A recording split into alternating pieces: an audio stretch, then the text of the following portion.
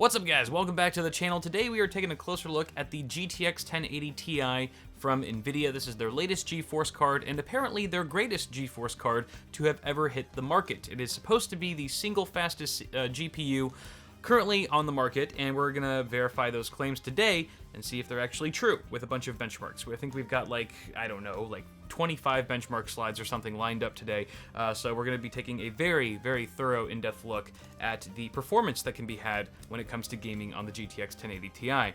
Nvidia was also claiming at their press event a week or two ago during GDC that the GTX 1080 Ti would perform up to 35% faster than the GTX 1080. I'm hoping it's true. I think we're all wishing for that and more. That being said, a few specs or a few details about the GTX 1080 Ti if you haven't already heard. It's got an MSRP of $700, which has also reduced the price of the GTX 1080 to $500 US.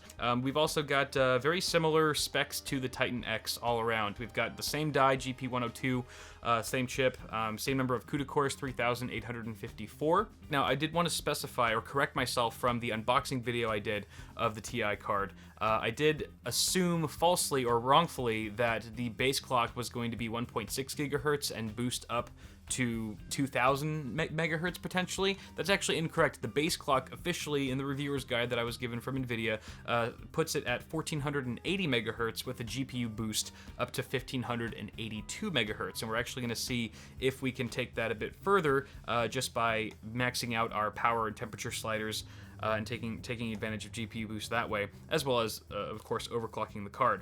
Additionally, the Ti model only has one less gig of G5X memory than the Titan X Pascal, so that puts it at 11 gigs of G5X, and this is actually Nvidia's latest iteration of GDDR5X memory, which gives it a higher theoretical or effective bandwidth, and that's one of the reasons why Nvidia is able to make this a faster card, allegedly, again, from the press conference, than a Titan X Pascal. Unfortunately, I don't have a Titan XP on hand, so I was unable to test those claims, but I will for sure be testing it against the GTX 1080 today. We've also got that memory within a 352-bit memory bus interface, and also a 7-phase 2x dual FET power design that's capable of supplying up to 250 amps of clean power to the GPU, which in theory should deliver a better overclocking experience with less noise and heat. We'll also be taking a look at acoustics and thermals in just a bit. As a quick refresher from my unboxing video, this card does feature a single 6-pin and 8-pin PCIe power plug, and we've also got a TDP of 250 watts. This is a larger die that is the GP102 we're talking about after all, which means we're going to be introducing more heat and more power. So the fact that Nvidia is also claiming this new sort of revamped cooler to deliver 5 degrees Celsius cooler temperatures on the die over the GTX 1080 out of the box is pretty impressive, and we're going to be testing those claims as well today. The last thing I wanted to say before we get into our testing setup is that all of the AIBs, the add-in board partners, will be releasing or slated to release their custom board variants of the GTX 1080 Ti later this year in April, so stay tuned for those. And that's also around the time we should start seeing those overclocked cards from the add-in board partners as well in terms of the memory clocks. So we're going to be seeing the GTX 1080 ship with 11 gigabits per second memory of GDDR5X, as well as the GTX 1060, which is going to be overclocked to 9 gigabits per second. However, that card is going to be fitted with the standard G5X. Now here's a quick look at our testing setup, the notable mention being the 7700K that we're using and overclocking to 5 gigahertz. I wanted to really max out the IPCs, so I favored this chip over something like an 1800X or a 6900K with a higher core and thread count, because we are testing purely gaming at this point, and I did want to just make sure that we were running at the fastest operating frequency. So that said, why don't we go ahead and talk about overclocking really quick. Now here's a slide that I whipped up that has a couple different metrics, including clock speeds, temperatures, and fan speeds, based on 3 different profiles of the GTX 1080 Ti, which includes its stock, right out of the box, that's the red bar. Didn't touch a thing, just popped it in and hit go. And then also the black bar indicates maxing out the power and temperature sliders so that we can take advantage of GPU boost. The core clock or the memory clocks were completely untouched. It was just those power and temp sliders that were maxed maxed out. And then the full overclock, which is the top gray bar that you see there, I dialed in a pretty decent overclock. I think I got 160 megahertz on the core clock in terms of offset, and then a 350 megahertz offset on the memory clock. So you can just kind of see here the red bar in particular for the clock speed, the core clock speeds. I did want to mention that it wasn't static at 1750 megahertz. It did fluctuate in the 1700s. I saw it dip into the high 1600s and the low 1800s at some point. So it kind of was just jumping all over the place. But as soon as I maxed out the power and temp sliders, that black bar that's indicating 1810 megahertz, that was stable and constant. It did not fluctuate from that point, and the same goes for the gray bar once we fully overclocked the card. As far as temperatures are concerned, running stock out of the box, the GTX 1080 Ti was operating at 84 degrees Celsius and maintained that same temperature when we maxed out the power and temperature sliders. However, if you look at the fan speeds, you can see that there was a cost there in terms of noise emission, so we actually did have to ramp the fan. The auto fan kicked in, went from 50 to 60%, and that did create a little bit more noise in my room. Now I am testing the card on an open test bench. I don't think at 60% fan speed you could probably hear the card very well through an enclosed case, especially one that had sound dampening material. However, once we fully overclock the card and release its full potential, the max temp does hit 86 degrees Celsius, at which point the fan ramps up to 65%, and just that extra 5% does make it a lot more noticeable. I would say that you'd probably need a really decent sound dampening case in order to eliminate any sort of noise from coming within your chassis. But on that note, I'm going to let you guys hear it for yourselves. I did do a quick acoustics test so you can hear the differences between each of the three profiles that we're looking at here.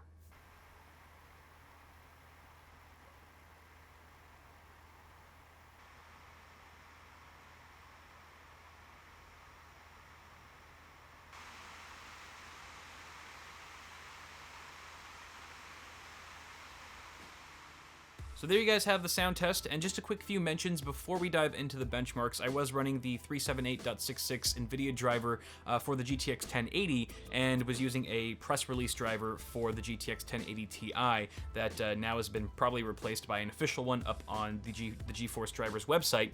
But Windows 10 64-bit, I tested all my games at both 1440p and 2160p. There was really no point in testing 1920 by 1080 in this instance because the GTX 1080 Ti is anticipated to be so fast that I didn't want to hit or encounter any CPU bottlenecking with those lower resolution tests. So on that note, ladies and gentlemen, let's go ahead and kick it off with MYDMark Firestrike Ultra as our first glimpse as to the performance of the GTX 1080 Ti. And you can see just stock out of the box, just absolutely killer. Ridiculous victory over the GTX 1080. I'm not going to be saying any percentages in terms of performance gains until the very end of all these tests. I'm going to be doing an overall average, and that'll be exciting. So here we have just a really nice score that is a first indication of how we're going to be faring off in these tests here. So Ashes of the Singularity at 1440p. Again, we're seeing some pretty nice traction for the GTX 1080 Ti. Now, even at 1440p in a pretty demanding game like Ashes, we're still seeing a CPU bottleneck, and that explains why we're not seeing any performance gain once we overclock the Ti. But that being said, we're still seeing some really nice performance. This game is very playable if you don't mind dipping into the high 30s on the very low end every once in a while with those 0.1% lows. Kicking up the game to 4K slightly reduces the amount of CPU bottlenecking here as we see the Ti overclocked pull just ahead of the stock Ti. Again, just ridiculous frames over the GTX 1080 through and through. Next up, we've got Battlefield 1 at 1440p, and no CPU bottlenecking here, or at least very minimal results, as we see quite a wider gap between Ti and overclocked Ti. 149 frames per second on average, with 0.1% lows sustained in the low 90s. That's pretty impressive, guys. And you can just see, like, going from 108 frames per second with the GTX 1080 to 138 right out of the box. We've also got Battlefield 1 at 4K. Again, just really good results here. 81 frames per second over 58 with the GTX 1080. That's, of course, with the Ti overclocked. We've got Doom at 1440p. This game is just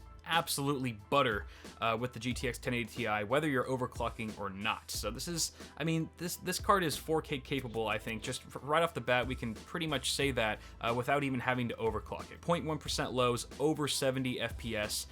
When you're overclocking this thing, just an absolute monster. When we go over to GTA 5 at 1440p, we're seeing another CPU bottleneck here. There's pretty much a stalemate between Ti and overclocked Ti. But again, we're seeing favorable frame rates. When we switch it over to 4K, we start to see the game become a bit more GPU bound once again, and the 1080 Ti overclocked just pulls way ahead of the GTX 1080, going from 47 frames per second on average to 63 or 66, depending if you're dialing in your own OC.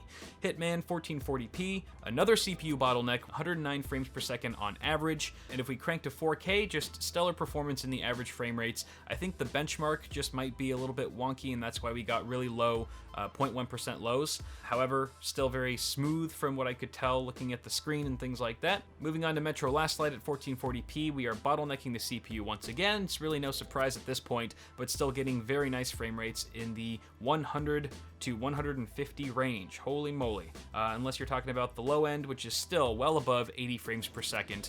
Metro Last Light at 4K yields similarly impressive results. This is a very playable game at 2160p.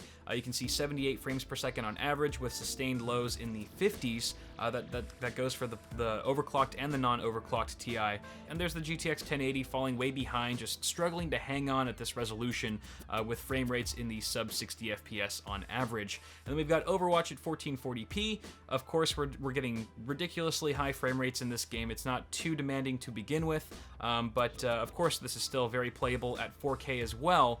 It does reduce a little bit, and I believe the engine in this game is capping the frame rate off at 200 FPS, which is probably why we're not seeing a huge jump going from 1440p to 2160.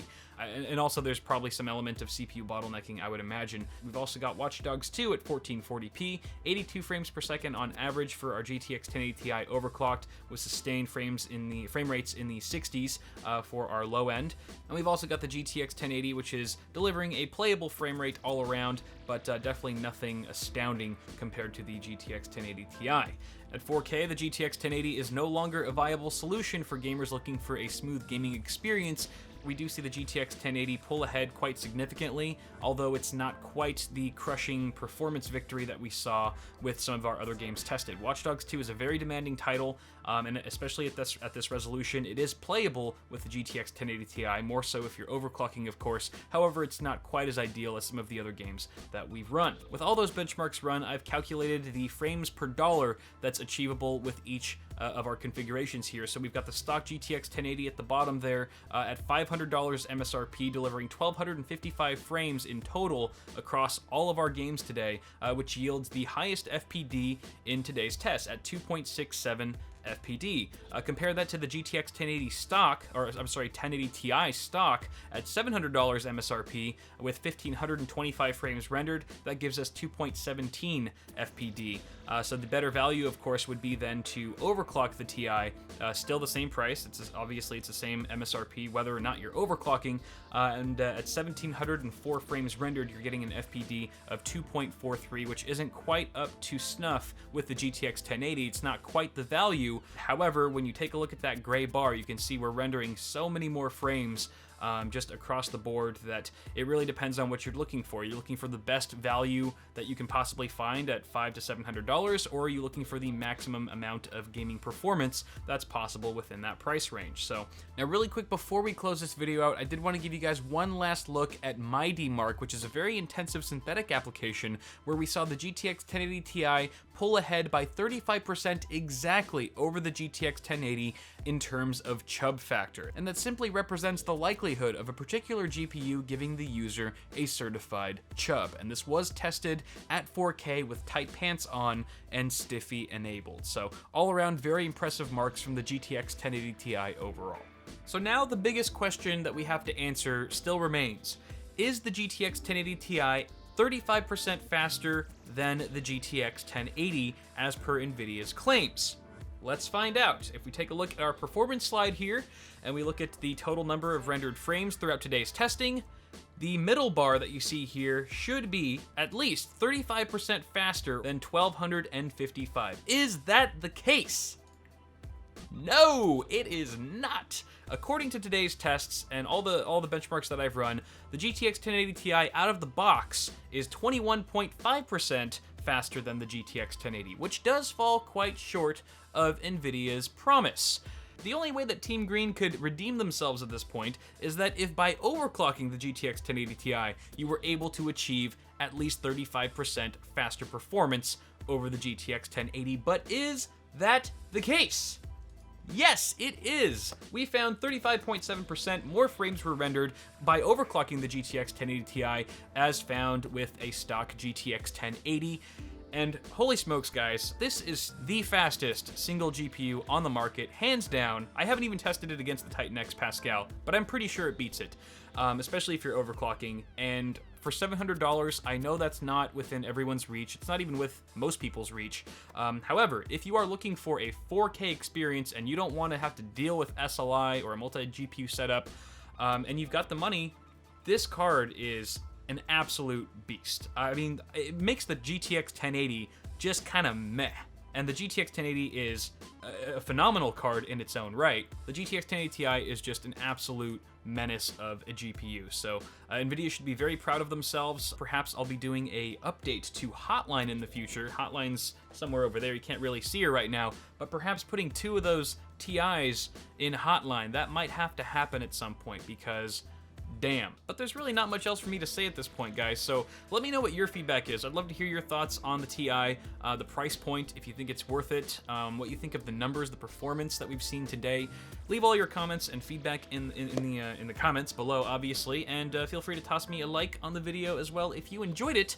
I spent a lot of time this week benchmarking, as you could probably tell from this video, so hopefully that's appreciated. If you guys like that sort of data, then also feel free to let me know that. But that's gonna do it for now, guys. Go ahead and have yourselves a beautiful day. I'm gonna go ahead and get out of here, edit this video. No, I gotta go to Paul's house and film awesome hardware. Things are happening all the time. Things are always happening. But hope you guys have yourselves a good day. I'll be seeing you guys in the next video, and until next time, goodbye.